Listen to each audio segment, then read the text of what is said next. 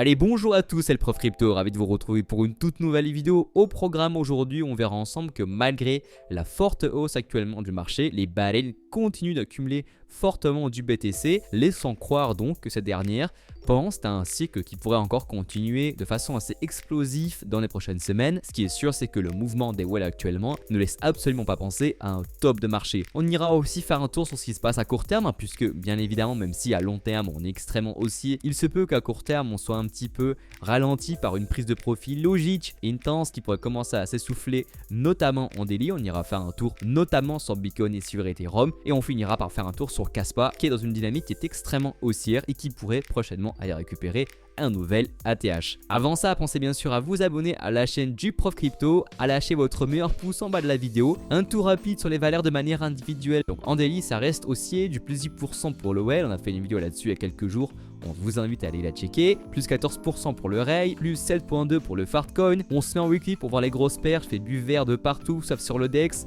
Plus presque 100% pour le WIF, plus 30% pour le TIA, plus 34% pour notre cher Kaspa, plus 53% pour le Ethena dans la foulée de TH, plus 35% pour le NIR, plus 41% pour le Arbitrum. Donc tout ce qui est Galaxy et Ethereum marche très bien. Et si on se met en monthly, c'est encore plus flagrant. On a du vert de partout, là ça y est presque, plus 245% pour le Virtual, plus 200% pour le Pengu, donc les mêmes coins, là aussi sur la veille dès lors que le marché revient un peu plus dans l'euphorie, c'est fort logique. Donc le sujet du jour, c'est donc les réserves de Bitcoin sur les exchanges qui ne font que s'amenuire. Donc on voit en bleu la courbe des BTC disponibles sur les exchanges, et donc depuis 2022 c'est une nette tendance baissière.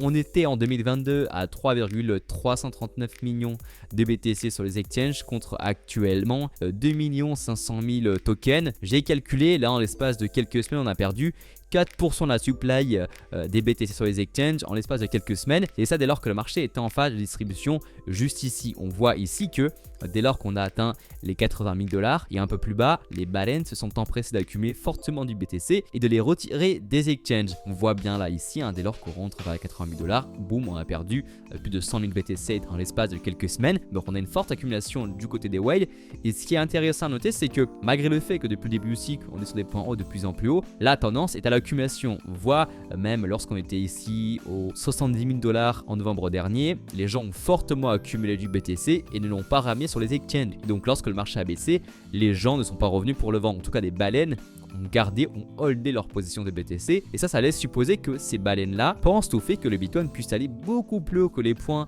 qu'on a pu atteindre ces dernières semaines, et même beaucoup plus haut que ce que peut penser le consensus, notamment les fameux 150, 130 000 $. Peut-être que les baleines supposent qu'on peut aller beaucoup plus haut, 200 000, 250 000 $. Et alors vous me direz effectivement, nous on n'est pas des baleines, on a majoritairement des altcoins, mais ce qui est intéressant, c'est que le mouvement initié par BTC, vous le savez, se répercutera sur les altcoins. Donc voir qu'actuellement les baleines font le plein de BTC, c'est encourageant pour tout le monde, même pour ceux qui ont uniquement des altcoins ou même de l'Ethereum. Et donc pour finir là-dessus, d'un côté on voit qu'on a un assèchement de l'offre disponible, avec donc des baleines qui les retirent des exchanges, et de l'autre côté une demande qui elle ne fait que grimper. On a vu récemment les États vouloir rentrer sur BTC, les US créer leur propre réserve stratégique de Bitcoin, Abu Dhabi lancer son propre fonds souverain de Bitcoin, on a vu les ETF exploser, on voit des grosses boîtes commencer à vouloir investir dans du Bitcoin. Donc la demande, elle, ne fait que exploser, tandis que l'offre en circulation, elle, ne fait que décroître. Et à ce moment-là, on connaît la loi de l'offre et la demande. S'il y a trop peu d'offres pour une demande qui, elle, ne fait qu'exploser, évidemment, le prix de l'actif va exploser. Et donc ça, dans une tendance long terme, c'est extrêmement positif pour BTC, mais également pour nos différents altcoins.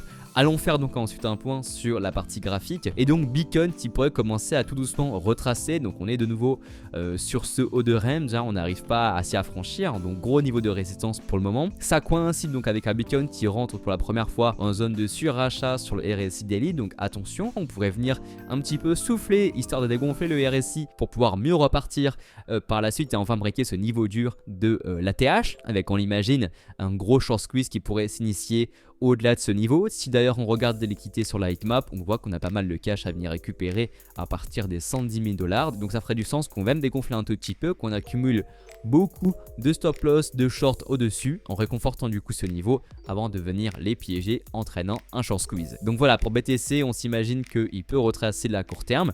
et pourquoi pas venir récupérer la borne basse de ce rent vers les 90 000 $. Donc attention, il se peut qu'on se mange un retracement plutôt conséquent. Ça équivaut à du moins 11% pour BTC, donc autant vous le dire, du moins 15, moins 20, moins 25%, pourquoi pas au niveau des plus gros altcoins. Ethereum c'est pareil, on est sur un niveau qui est plutôt dur, hein. On peut tracer une nouvelle zone de travail sur ces niveaux-là. Vous voyez ici, on voit que c'est un niveau que historiquement Ethereum a bien travaillé. Donc nouveau niveau de résistance pour Ethereum. Là aussi, hein, sur ce niveau, on pourrait commencer un petit peu à dégonfler.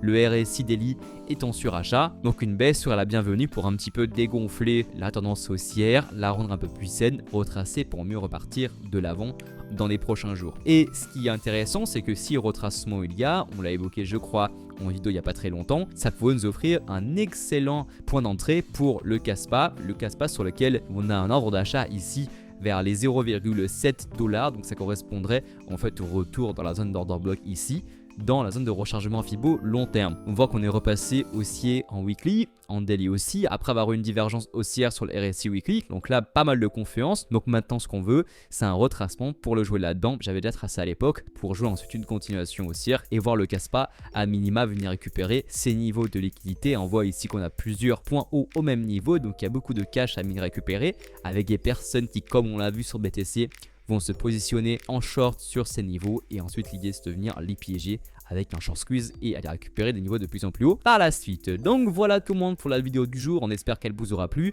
Attention donc à un éventuel retracement pour BTC, on fera un point demain en vidéo. Pour ne rien louper donc pensez à vous abonner et nous on se dit à demain pour une nouvelle vidéo. Au revoir.